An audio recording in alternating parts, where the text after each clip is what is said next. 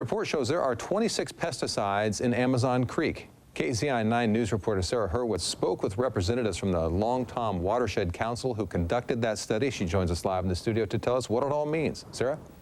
Matt, for 2 years, the Long Tom Watershed Council and the DEQ monitored the levels of pesticides in Amazon Creek. Now they're figuring out how dangerous it may be to the environment and residents who live in Eugene.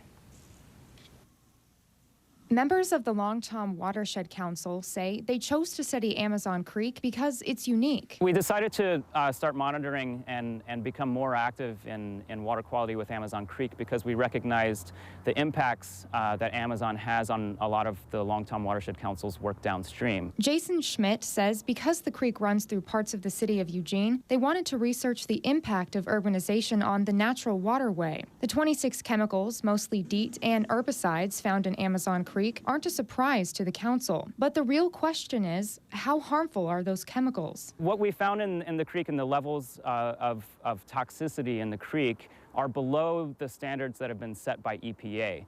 But what is unknown and what we're interested to learn more about is that actual mix of chemicals. There's not a lot of studies about how these chemicals interact. But that doesn't necessarily mean you should swim in it. Schmidt says the EPA categorizes the creek as impaired for recreational use, and the source of those chemicals is urbanization. There's urban runoff coming off of our landscapes, off of the parking lots and landscapes within parking lots. They'll enter storm drains and then arrive here at Amazon Creek.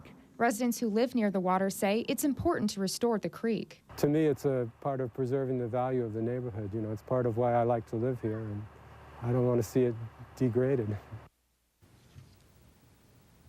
Now, the one worry that researchers do have is how the chemicals interact with each other and how it impacts the environment. Live in the studio, Sarah Hurwitz, KZI 9 News.